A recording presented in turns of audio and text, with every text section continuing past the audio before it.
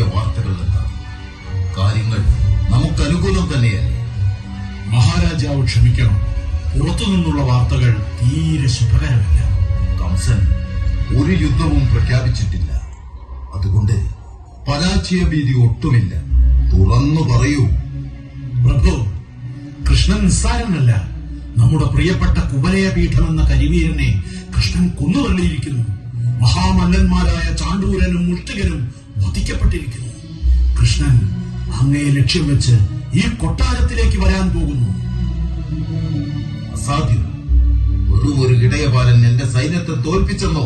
സുനീത, സൈന്യാധിപന്മാരോട് നമ്മെ മുഖം കാണിക്കുവാൻ പറയൂ. അവരെല്ലാം ആയുധം വെച്ച് കീഴടങ്ങിക്കഴിഞ്ഞു. ബാക്കിയുള്ളവർ ഭയന്ന് വിറച്ച് ജീവനും കൊണ്ട് ഓടിയിരിക്കുന്നു. ആ കാലിച്ചെറുക്കനെ പേടിച്ച് സൈന്യം പിൻവാങ്ങിയെന്നോ? അടിയൽ എന്താണ് വേണ്ടതെന്ന് കൽപ്പിച്ചാൽ? കൽപ്പന വ്യക്തമാണ്. കൃഷ്ണൻ ഈ കൊട്ടാരത്തിൽ കാലുകുത്തിയാൽ പിന്നെ ജീവനോടെ മടങ്ങരുത്. മധുരയിലെ മണ്ണിൽ അവൻ അന്ത്യവിശ്രമ സ്ഥലമൊരുക്കണം. ഉത്തരവ്. ആ മുരളീനാഥം മധുരയിൽ മുഴങ്ങില്ല. അതിന് ഈ സുനീതൻ അനുവദിക്കില്ല. പ്രഭു, സർവവും തകർത്തെറിഞ്ഞുകൊണ്ട് ശ്രീകൃഷ്ണൻ ഈ കൊട്ടാരം ലക്ഷ്യമാക്കി വരുന്നു. ഞങ്ങൾ എന്താണ് വേണ്ടതെന്ന് കൽപ്പിച്ചാലും. ഇനി കൽപ്പനയില്ല, പൊയ്ക്കോളൂ.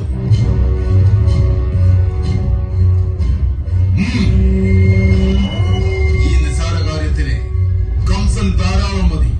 ഇതാ ഞാൻ വരുന്നു അന്തിമ യുദ്ധത്തിന്. യുദ്ധഭൂമിയിലേക്ക് ഈ കംസൻ ഇറങ്ങുകയാണ്.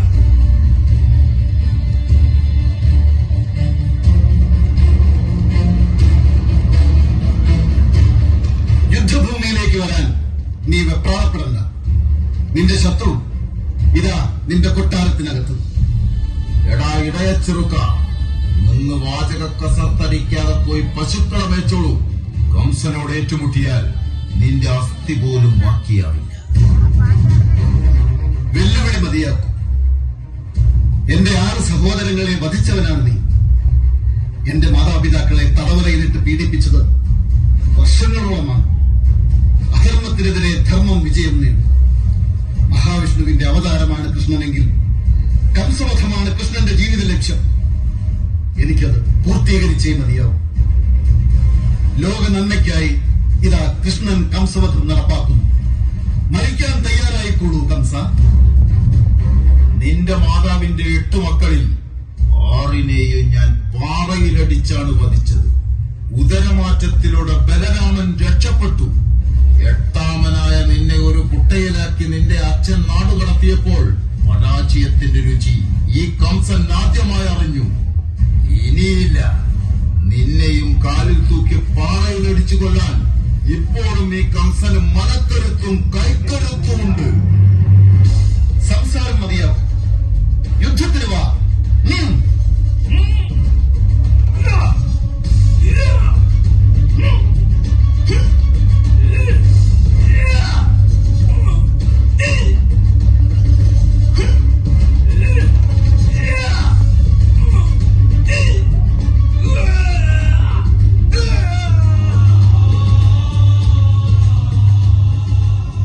അധർമ്മത്തിന്റെ കറുത്ത നിഴൽ മാഞ്ഞുപോയിരിക്കുന്നു.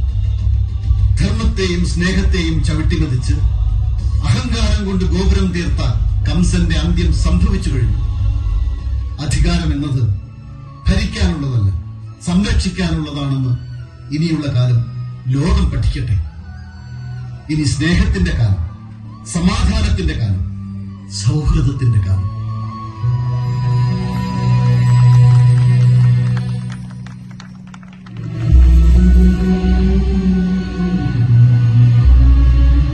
ഇത് കാലാതിവർത്തിയായ സൗഹൃദത്തിന്റെ കഥ. സമ്പത്തും ദാരിദ്ര്യവും തമ്മിലുള്ള അകലം ഇല്ലാതാക്കുന്ന കഥ. ഈ കഥയ്ക്ക് കാലം നയിക്കാത്ത സൗഹൃദത്തിന്റെ തിളക്കമുണ്ട്. മധുരമായ സ്നേഹത്തിന്റെ ലാളിത്യമുണ്ട്. ഭഗവതി ക്രിയേഷൻസ് ഭക്തജന സമക്ഷം സമർപ്പിക്കുന്ന 3ാമത് ലഘുനൃത്ത സംഗീത നാടകം ഒരു പിടി അവിൽ. ദൈവനിയന്ത്രണം MPP രാജ്. രംഗസംവിധാനം പ്രകാശൻ ചിത്തുകടവ്. ചമയം രാകേഷ് ചെറുവാടി, രവി പയമ്പ്ര. വസ്ത്രാലങ്കാരം NT വിനോദ്. ശബ്ദലേഖനം പശ്ചാത്തല സംഗീതം രാജീവ് കൗതുകം. നൃത്ത സംവിധാനം സ്മിത മധു. സാങ്കേതിക സഹായം വിപിൻ ദാസ് വെളൂർ.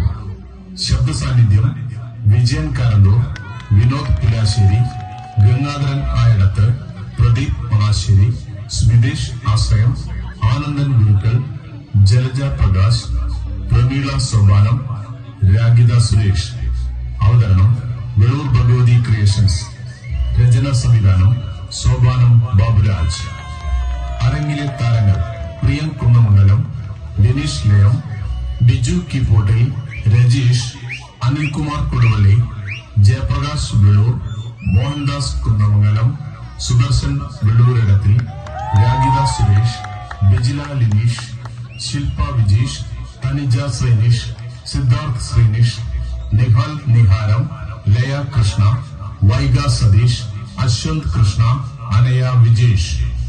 ഒരു പിടി അവിൽ ഇവിടെ തുടരുന്നു.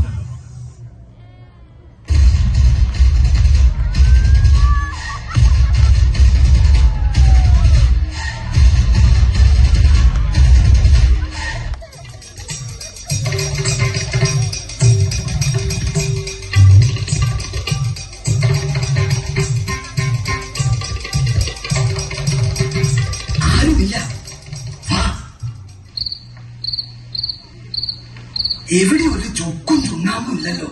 ഒന്ന് പതുക്കെ പറയണോ? ശാർങ്ങധരൻ. അതാണ് ശരി. അതാണോ ശരി? എന്നാലും എന്തൊരു പേരാ നിന്റേത്. ആരാ നിനക്ക് ഈ പേരിട്ടത്? എന്റെ അച്ഛൻ ശാർങ്ങധര കടാവൻ.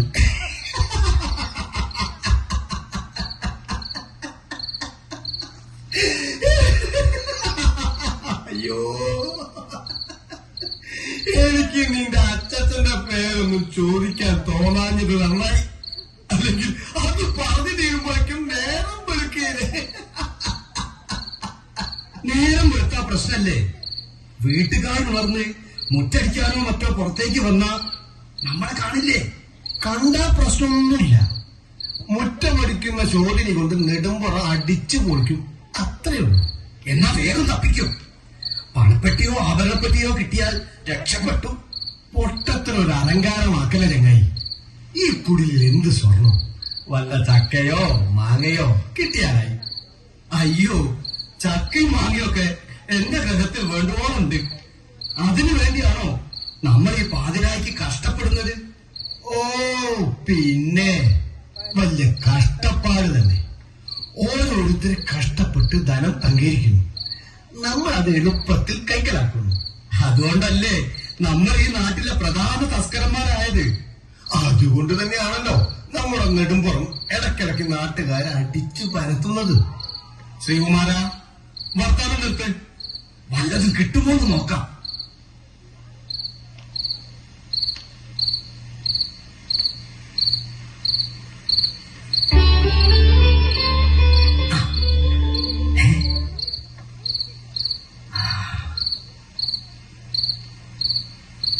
ഏയ്, പണമാണെന്ന് തോന്നുന്നില്ല. നോക്കട്ടെ നോക്കട്ടെ. പണമല്ല, പണമല്ല, സ്വർണ്ണാവും. എന്തായാലും പൊതി അയച്ചു നോക്കിയാ പോരെ?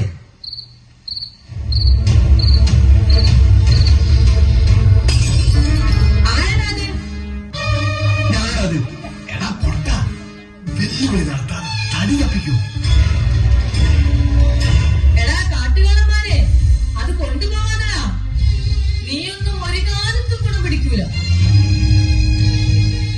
നേരം വെളുത്താൽ തിന്നാൻ കൊണ്ടുവച്ച ഒരു പിടി അവിലും നീ കൊണ്ടുപോയല്ലോടാ. ഇത് തിന്നുന്ന നീയൊന്നും ഒരു കാലത്തും ഗതി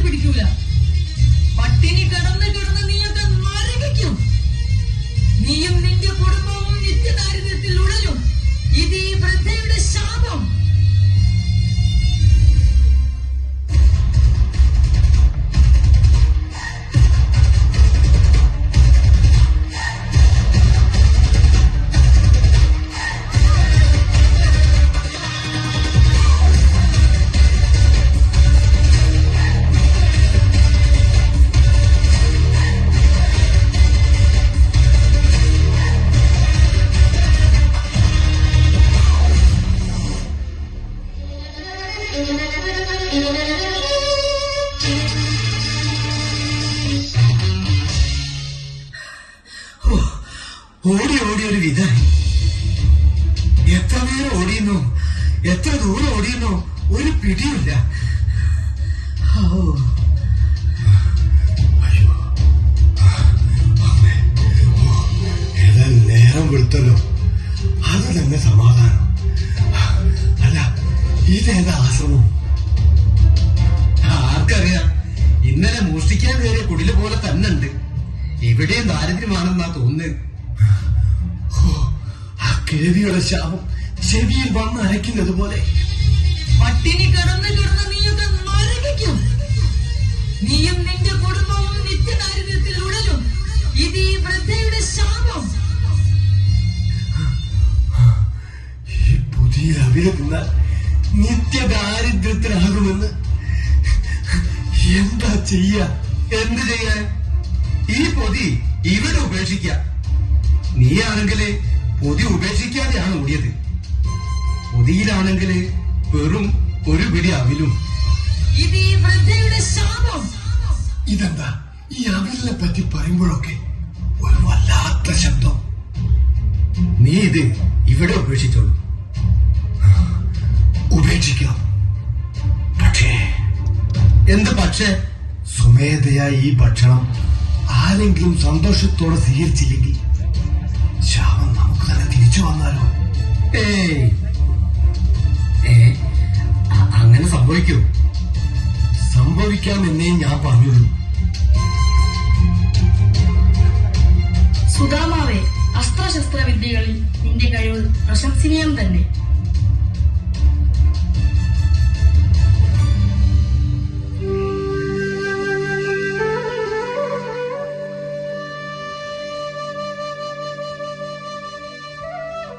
എന്റെ പ്രിയ ചങ്ങാതി കണ്ണനെ കവച്ചു വെക്കാൻ ഈ സുധാമാവിന് കഴിവില്ലേ?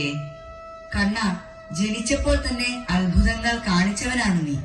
ഇനി എന്തെല്ലാം ലീലകൾ കണ്ണനിൽ നിന്നും ലോകം അറിയാനിരിക്കുന്നു.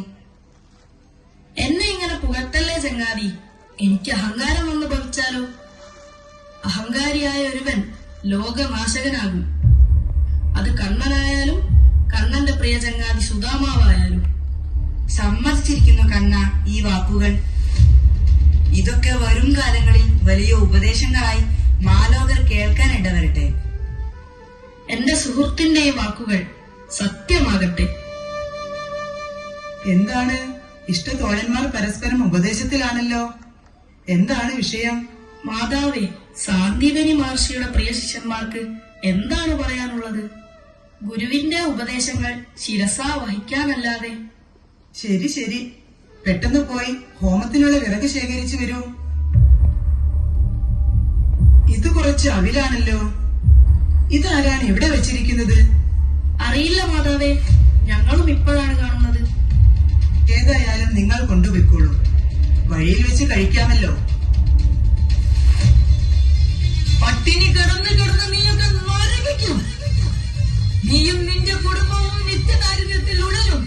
ഇത് ഈ വൃദ്ധയുടെ ശാപം. എന്താ ചങ്ങാതി ഒരു സംശയം പോലെ? വാങ്ങൂ.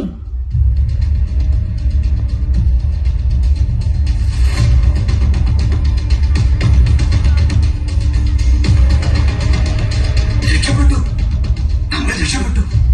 ശാപം പിടിച്ച അതില് കുട്ടികൾ സ്വമേധയാ സ്വീകരിച്ചു. പക്ഷേ പൊതി സ്വീകരിച്ചവൻ എന്തോ ഒരു സംശയമുള്ളത് പോലെ ഒരു ഭാവം. നീ അത് ശ്രദ്ധിച്ചോ? അത് ശരിയാ, അവൻ കുറച്ച് ആലോചിച്ചു. അത് നോക്കണ്ട, എന്തായാലും നമ്മൾ രക്ഷപ്പെട്ടല്ലോ, അത് മതി. നീ വാ.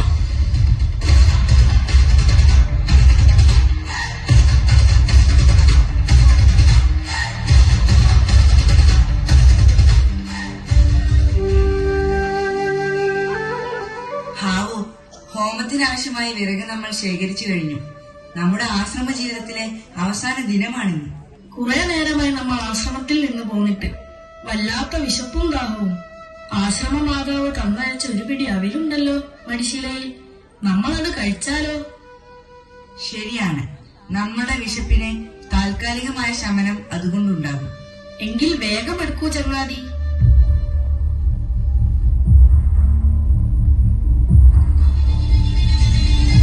പട്ടിണി കിടന്ന് കിടന്ന് നീയൊക്കെ നരകിക്കും. നീയും നിന്റെ കുടുംബവും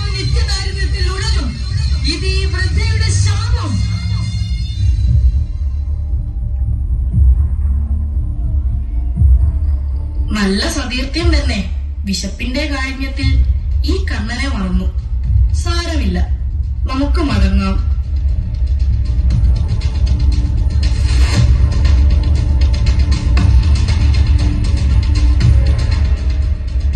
എന്തുപറ്റി? കുമാരന്മാർ വിറക് ശേഖരിക്കാൻ പോയതു മുതൽ ദേവി വളരെ വിഷാദത്തിലാണല്ലോ. എന്താണ് കാരണം? ശരിയാണ്, അവരുടെ ആശ്രമ ജീവിതം ഇന്ന് അവസാനിക്കുകയാണ്. സ്വാമി, നമ്മുടെ മകൻ ഇന്നുണ്ടായിരുന്നെങ്കിൽ ഇവരുടെ കൂടെ ഗുരുകുല വിദ്യാഭ്യാസം പൂർത്തിയാക്കുമായിരുന്നില്ലേ? ശരിയാണ് ദേവി. 64 ദിനങ്ങൾ കൊണ്ട് 64 കലകളും സ്വായത്തമാക്കിയ അവരെ ശിഷ്യന്മാരായി കിട്ടിയ ഞാൻ എത്ര ഭാഗ്യവാനാണ്. സ്വാമി, ഞാനൊരു കാര്യം പറഞ്ഞാൽ അങ്ങ് കോപിക്കരുത്. ഒരമ്മയുടെ ഹൃദയത്തിൽ നിന്നുള്ള അപേക്ഷയായി ഇതിനെ കാണണം. പറയൂ ദേവി, മനസ്സിലുള്ളത് എന്നോട് പറയാൻ എന്തിനാണ് മടിക്കുന്നത്? തുറന്നു പറഞ്ഞോളൂ. അങ്ങയുടെ ശിഷ്യന്മാരോട് ഗുരുദക്ഷിണ സ്വീകരിക്കേണ്ടത് ഇന്നല്ലേ? അതെ, പക്ഷേ ദേവചൈതന്യമുള്ള അവരോട് ഞാൻ എന്ത് ചോദിക്കും? വർഷങ്ങൾക്ക് മുമ്പ് പ്രഭാസ തീർത്ഥത്തിൽ വെച്ച് നമുക്ക് നഷ്ടപ്പെട്ട നമ്മുടെ പ്രിയപുത്രൻ. ആ മുഖം ഇന്നും എന്റെ ഉള്ളിൽ ഒരു കനലായി നീറിപ്പുകയുന്നു. നമ്മുടെ പുത്രനെ കണ്ടെത്തി നമുക്ക് തരാൻ കൃഷ്ണന് സാധിക്കുമെന്ന് എനിക്ക് ഉറപ്പുണ്ട്. ദേവി, എന്താണ് ഈ പറയുന്നത്? മരിച്ചുപോയ ഒരാളെ തിരിച്ചു കൊണ്ടുവരുന്നത് അസാധ്യമായ കാര്യമല്ലേ? അത് പ്രകൃതി നിയമത്തിന് വിരുദ്ധവുമല്ലേ? ആയിരിക്കാം, പക്ഷേ ഒരമ്മയുടെ വേദന അങ്ങ് തിരിച്ചറിയണം. മാത്രമല്ല, കരുണാമയനായ കണ്ണന് അത് സാധ്യമായിരിക്കുകയും ചെയ്യും. എനിക്ക് എന്റെ മകനെ ഒരിക്കൽ കൂടി കാണണം, ഒരിക്കൽ കൂടി കാണണം. നിന്റെ മാതൃഹൃദയത്തിന്റെ വേദന ഞാൻ അറിയുന്നു. മക്കളെ നഷ്ടപ്പെട്ടവരനുഭവിക്കുന്നതിനേക്കാൾ വലിയ വേദന ഈ ഭൂമിയിൽ ഇല്ലെന്ന് ഞാൻ അറിയുന്നു. കൃഷ്ണൻ സാക്ഷാൽ മഹാവിഷ്ണുവിന്റെ അവതാരമെങ്കിൽ ഇതിനൊരു വഴി തെളിയും. ദക്ഷിണയായി നമ്മുടെ മകനെ തന്നെ ഞാൻ ചോദിക്കാം. കണ്ണാ, ശ്രദ്ധിച്ചു നടക്കൂ. അതാ കണ്ണനും സുധാമാവും വരുന്നു. അങ്ങയുടെ ശിക്ഷണത്തിൽ സകല വിദ്യകളും ഞങ്ങൾ അഭ്യസിച്ചു കഴിഞ്ഞിരിക്കുന്നു. ഇനി വേണ്ടത് അങ്ങയുടെ അനുഗ്രഹം മാത്രം. എന്താണ് അങ്ങേക്ക് ഞങ്ങൾ ഗുരുദക്ഷിണയെ നൽകേണ്ടത്? കുമാരന്മാരെ, നിങ്ങളുടെ ഭക്തിയിലും വിനയത്തിലും ഞാൻ സംതൃപ്തനാണ്. സാധാരണയായി ഗുരു ദക്ഷിണ ചോദിക്കാറില്ല. പക്ഷേ ഇന്ന് എന്റെ ധർമ്മഭക്തിയുടെ ആഗ്രഹം മാനിച്ച് ഞാനൊരു ഗുരുദക്ഷിണ ചോദിക്കുകയാണ്. കൃഷ്ണ, വർഷങ്ങൾക്ക് മുൻപ് പ്രഭാസ തീർത്ഥത്തിൽ നിന്ന് കടൽ കൊണ്ടുപോയ ഞങ്ങളുടെ മകനെ തിരിച്ചു തരാൻ അങ്ങേക്കാകുമോ? അതായിരിക്കും ഞങ്ങൾക്ക് ലഭിക്കാവുന്ന ഏറ്റവും വലിയ ഗുരുദക്ഷിണ. മാതാവേ, പ്രകൃതി നിയമത്തിനെതിരായ കാര്യമാണ് അങ്ങ് ആവശ്യപ്പെടുന്നത്. സുധാമാവേ, ഈ അമ്മയുടെ കണ്ണുനീർ കാണാതെ പോയാൽ നമ്മുടെ വിദ്യാഭ്യാസത്തിന് എന്ത് പ്രസക്തി? സമുദ്രദേവനായാലും യമരാജനായാലും എന്റെ ഗുരുപുത്രനെ തടഞ്ഞു വെക്കാൻ ആർക്കും സാധ്യമല്ല. അങ്ങയുടെ പുത്രനെ ഞങ്ങൾ ജീവനോടെ ഈ പർണശാലയിൽ എത്തിച്ചിരിക്കും. ഈ മാതാവിന്റെയും പിതാവിന്റെയും തീരാവേദനയ്ക്ക് അറുതി വരുത്തുവാൻ ഞങ്ങൾ ഇതാ പുറപ്പെടുന്നു. അനുഗ്രഹിച്ചാൽ.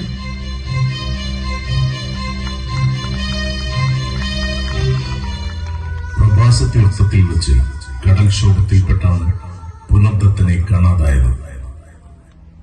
പഞ്ചജനൻ എന്ന അസുരൻ ശങ്കിന്റെ രൂപത്തിൽ വന്ന് കുട്ടിയെ തട്ടിയെടുത്ത് കടലിലേക്ക് മറയുകയായിരുന്നു.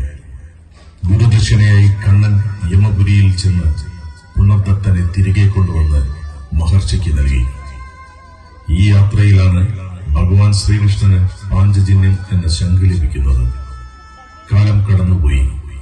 അത് ആരെയും കാത്തു നിൽക്കാതെ സ്വന്തം താളത്തിൽ ഒഴുകിക്കൊണ്ടേയിരുന്നു. സൂര്യചന്ദ്രന്മാർ ഉദിക്കുകയും അസ്തമിക്കുകയും ചെയ്തു. കൈവെള്ളയിലെ മണൽത്തരികളെ പോലെ വർഷവും ഗ്രീഷ്മവും വസന്തവും ചോർന്നുപോയിക്കൊണ്ടേയിരുന്നു. കണ്ണന്റെയും സുധാമാവിന്റെയും ഗുരുകുലവാസം കഴിഞ്ഞിട്ട് വർഷങ്ങൾ കടന്നുപോയിരുന്നു. കണ്ണൻ ദ്വാരകാധിപനായത് വിധിയുടെ വിളയാട്ടമെന്ന് നിസ്സംശയം പറയാം. കണ്ണന്റെ പ്രിയ ചങ്ങാതി സുധാമാവിന്റെ ഇപ്പോഴത്തെ അവസ്ഥയോ?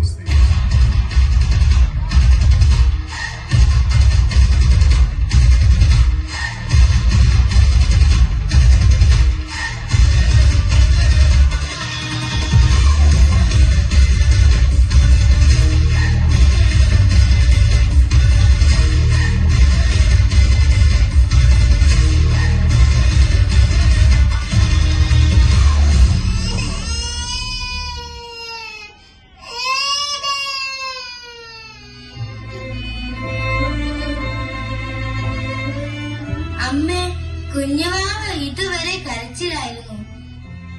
കുഞ്ഞുവാവയ്ക്ക് വിശക്കുന്നുണ്ട്. അമ്മേ, കുഞ്ഞുവാവ വിശപ്പ് സഹിക്കാതെ ഉറങ്ങിപ്പോയി. എന്റെ പൊന്നുമക്കൾക്ക് വിശക്കുന്നില്ലേ? ഇല്ലേനോ, നല്ലോണം വിശക്കുന്നുണ്ട്. കുഞ്ഞുവാവന്റെ വിശന്നിട്ടുള്ള കരച്ചിൽ കേട്ടിട്ട് സങ്കടം വരുന്നു. എന്റെ പൊന്നു മക്കളെ, നാട് മുഴുവൻ ഭിക്ഷ യാചിച്ചിട്ട് അമ്മയ്ക്ക് ഇതേ കിട്ടിയുള്ളൂ. അമ്മയ്ക്ക് വിശക്കുന്നില്ലേ? ഇല്ല മക്കളെ, അമ്മയ്ക്ക് വിശപ്പില്ല. മക്കൾ കഴിച്ചോളൂ, ബാക്കിയുള്ളവർക്കും കൊടുക്കണേ. എന്റെ ഭഗവാനെ, എന്നാണ് ഈ ദുരിതത്തിനൊരു അവസാനം ഉണ്ടാവുക? സുശീലേ, കുട്ടികൾക്ക് ഇന്ന് എന്തെങ്കിലും ഭക്ഷണം കൊടുക്കാൻ പറ്റിയോ? അവർ ഉറങ്ങിയോ? ഇന്നൊരു നെയ്യപ്പം മാത്രമാണ് കിട്ടിയത്. അത് പങ്കിട്ടെടുത്ത് എത്ര കുട്ടികൾ വിശപ്പ് മാറ്റും? എനിക്ക് ജീവിതം മടുത്തതുപോലെ. നീ എന്തൊക്കെയാണ് ഈ പറയുന്നത്?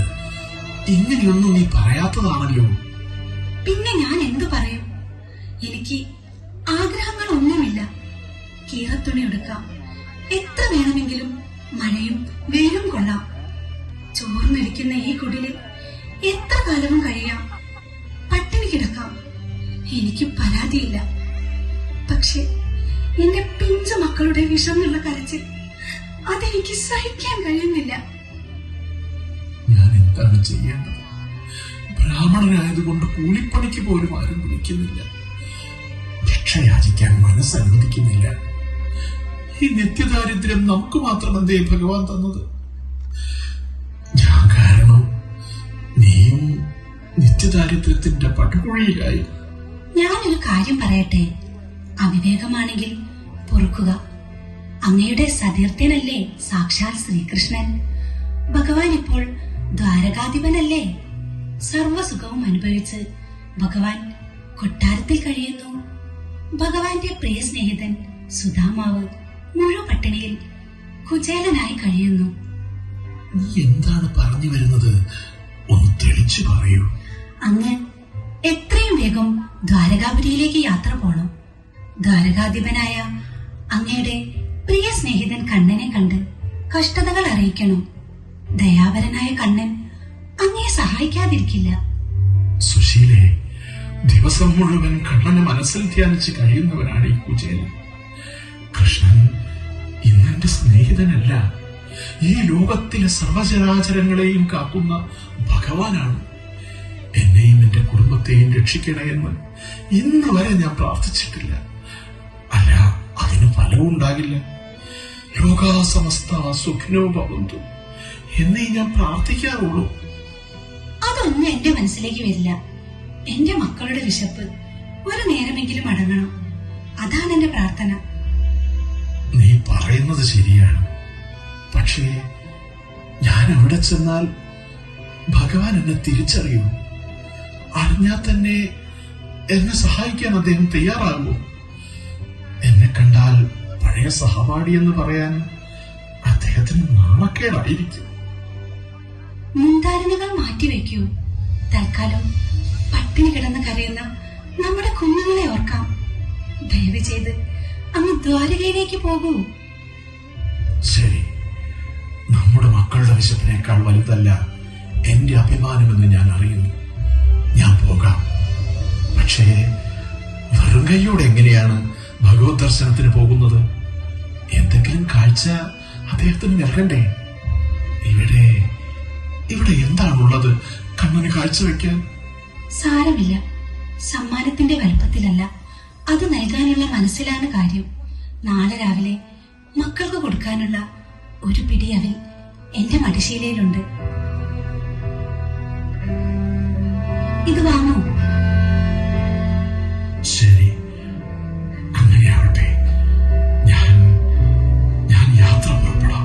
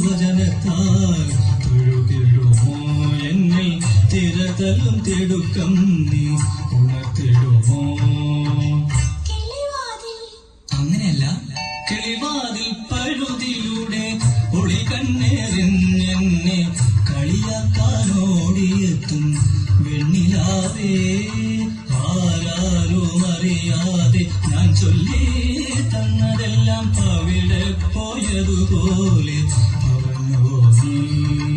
അതുമാത്രം ഒഴിയുവാൻ മറന്നുവോ നീ? കിളിവാതിൽ പഴുതിലൂടെ ഒളി കണ്ണേറിഞ്ഞെന്നെ കളിയാക്കാനോടിയെത്തും വെണ്ണിലാവേ, ആരാരും അറിയാതെ ഞാൻ ചൊല്ലി തന്നതെല്ലാം അവിടെ പോയതുപോലെ മറന്നുവോ നീ? അതുമാത്രം ഒഴിയുവാൻ മറന്നുവോ നീ? കിളിവാതിൽ പഴുതിലൂടെ ഒളി കണ്ണേറിഞ്ഞെന്നെ കളിയാക്കാനോടിയെത്തും വെണ്ണിലാവേ.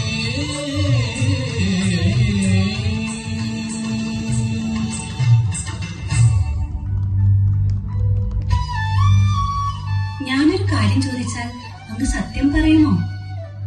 എന്റെ പ്രിയപ്പെട്ടവരോട് മാത്രമല്ല, സകല ചരാചരങ്ങളോടും ഈ കണ്ണൻ സത്യമേ പറയും. അതുകൊണ്ടാവും സ്നേഹമുള്ളവർ അങ്ങയെ കള്ളക്കണ്ണൻ എന്ന് വിളിക്കുന്നത്. അങ്ങേക്ക് ഏറ്റവും പ്രിയപ്പെട്ട പത്നി ഞങ്ങളിൽ ആരാണ്? എന്റെ ഇടത് കണ്ണോ വലത് കണ്ണോ ഏതാണ് എനിക്ക് പ്രിയപ്പെട്ടത് എന്ന് ചോദിച്ചാൽ ഒരുപക്ഷെ ഏതെങ്കിലും ഒരു കണ്ണ് ഞാൻ ചൂണ്ടിക്കാണിച്ചേക്കാം. പക്ഷേ രുക്മിണിയോ സത്യഭാമയോ എന്ന ചോദ്യത്തിന് എനിക്കൊരൊറ്റ ഉത്തരമേ ഉള്ളൂ. രണ്ടുപേരും എന്റെ ജീവന്റെ ജീവനാണ്. അത് നിലച്ചാൽ പിന്നെ ഞാനില്ല. സത്യം. അത് പോട്ടെ, നമുക്കല്പം പകിട കളിച്ചാലോ? ആവാം. നെയ്യാമ്പൽ കൊണ്ട് നിർമ്മിച്ച പകിടയും വീട്ടിത്തടിയിലെ കളങ്ങളും കറുപ്പും വെളുപ്പും കരുക്കളും ചേർന്ന ഈ കളിക്കളത്തിൽ മത്സരിച്ചാൽ എന്റെ പ്രിയസഖിമാരോ ഞാനോ ആരാണ് വിജയകിരീടം അണിയുക എന്ന് നോക്കാമല്ലോ.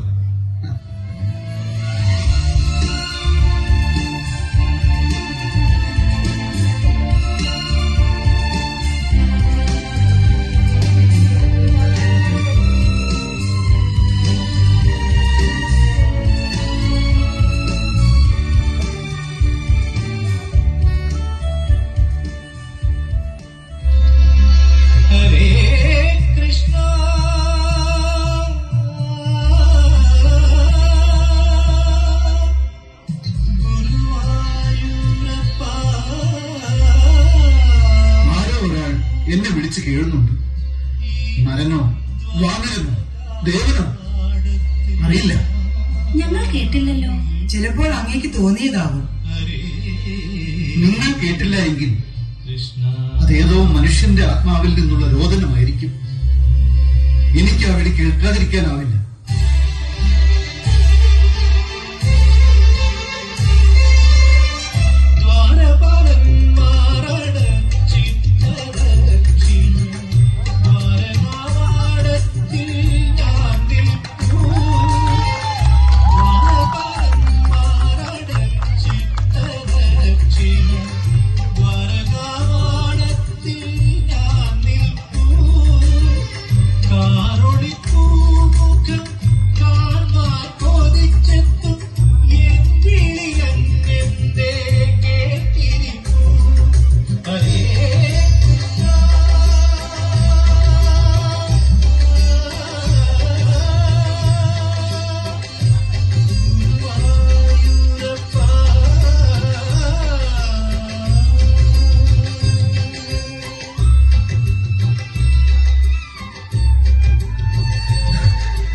സുധാമാവേ, ഈ ചങ്ങാതി ഈ ദ്വാരകയിലേക്ക് വരാൻ ഇത്ര താമസിച്ചതുണ്ടേ.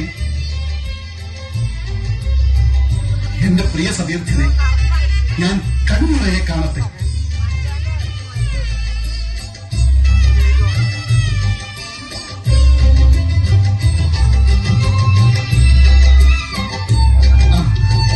സത്യഭാമേ, തെളിനീര് കൊണ്ടുവരും.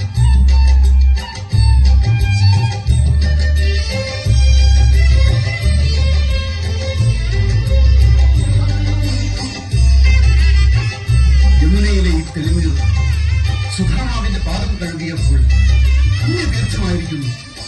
ഇത് ശിരസിനണിയും.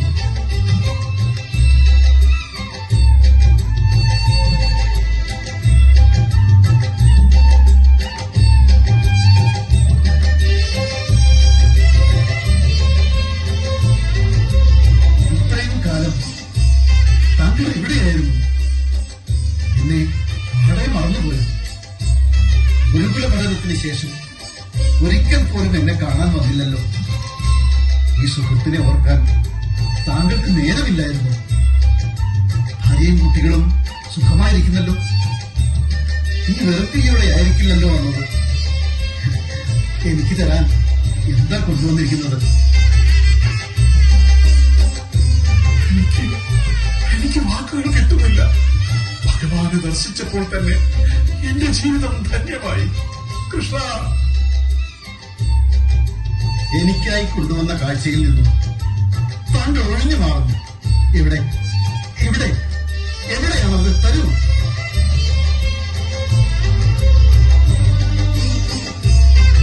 ഹായ് അഭിൽ.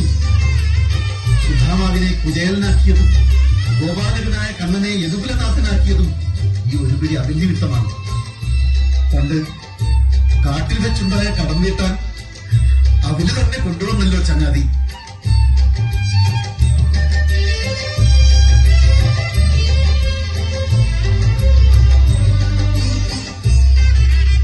മതി, 2 പ്രാവശ്യമേ അമ്മ ഇത് കഴിക്കാവൂ.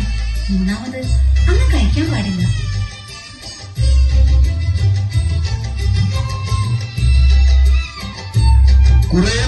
കൊട്ടാരത്തിൽ തങ്ങിയിട്ട് തിരിച്ചു പോയാൽ മതി. ദ്വാരപാലകന്മാരെ അയച്ച് കുടുംബത്തെ ദ്വാരകയിൽ എത്തിക്കാം. വേണ്ട വേണ്ട കൃഷ്ണ, ഈ ദർശനം തന്നെ പുണ്യം. എനിക്കത് മതി. എങ്കിൽ ചോദിക്കൂ സുധാമാവി, ഞാൻ എന്താണ് താങ്കൾക്ക് വേണ്ടി ചെയ്യേണ്ടത്? ഈ ജന്മം മുഴുവൻ ആനന്ദിക്കാൻ ശ്രീകൃഷ്ണ ദർശനം തന്നെ ധാരാളം. ഞാൻ മടങ്ങാണ്.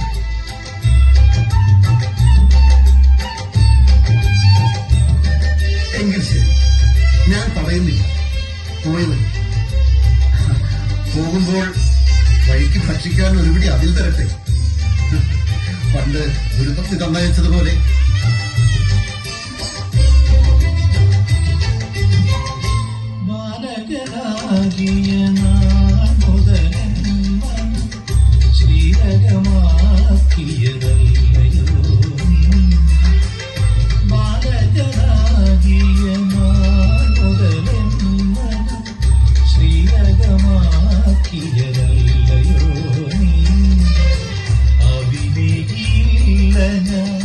എങ്കിലും പിണങ്ങാത്ത അടിയന്റെ അലിമൊലി കണ്ണനല്ലേ, പഴം കണ്ടാൽ അലിയുന്ന വെണ്ണയല്ലേ.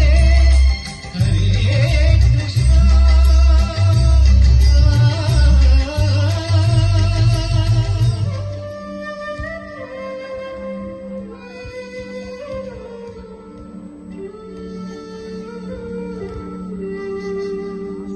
ഭഗവാനെ, ഞാൻ എന്തൊരു മനുഷ്യനാണ്. കണ്ണനെ കൺകുളിർക്കെ കണ്ട് എന്റെ കണ്ണ് മഞ്ഞളിച്ചു പോയോ? ഈശ്വര, സ്വന്തം ഗൃഹത്തിലേക്കുള്ള വഴി തെറ്റിപ്പോയിരിക്കുന്നു. അതിനി പലവരോടും ചോദിക്കേണ്ടി വരുമല്ലോ. അച്ഛാ, വരൂ അച്ഛാ, അമ്മ കാത്തിരിക്കുന്നു.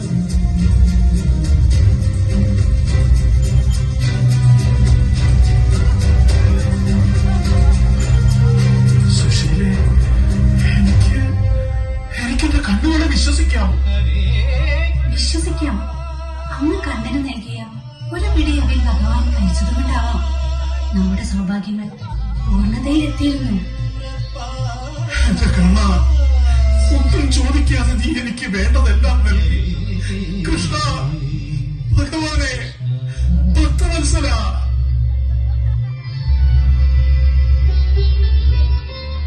സുധാമാവി, നിന്റെ ഭക്തി ശുദ്ധമാണ്. ഒരു ഭക്തൻ സ്നേഹത്തോടെ നൽകുന്ന ഒരു പിടി അവിലിനോളം വരില്ല വൈകുണ്ഠത്തിലെ ഒരു നിധി. ഞാൻ എന്ന ഭാവം വെടിഞ്ഞ് നീ എന്ന അക്ഷരത്തിലേക്ക് എത്തുന്നതാണ് യഥാർത്ഥ ഭക്തി. ഒരു ഭക്തൻ എനിക്ക് നൽകുന്ന ഒരു ഇലയോ പൂവോ അല്പം ജലം നൽകിയാൽ പോലും നിർമ്മലമായ മനസ്സിനെ ഞാൻ കൊടുക്കും. ഭക്തി എന്നാൽ ഭയമല്ല, അതൊരു തിരിച്ചറിവാണ്. ഭക്തി എന്നത് കേവലം വഴിപാടുകളല്ല, മറിച്ച് സമർപ്പണമാണെന്ന് ഞാൻ തിരിച്ചറിയുന്നു. എല്ലാ മനുഷ്യനും ഭക്തനാണ്. ഭക്തി അവന്റെ ഉള്ളിൽ ക്ലാവ് പിടിച്ചു മറഞ്ഞിരിക്കുന്നുണ്ടെങ്കിൽ അത് ഭസ്മം വിട്ട് തുളച്ചു മിനിക്കിയാൽ തങ്കം പോലെ തിളങ്ങും. അറയിൽ ഭഗവതിയും മൂവന്തിക്കാളിയും നമ്മെ അനുഗ്രഹിക്കട്ടെ. സ്നേഹം. നന്ദി, നന്ദി, നമസ്കാരം. നാടകരചന സംവിധാനം സോപാനം ബാബുരാജ്.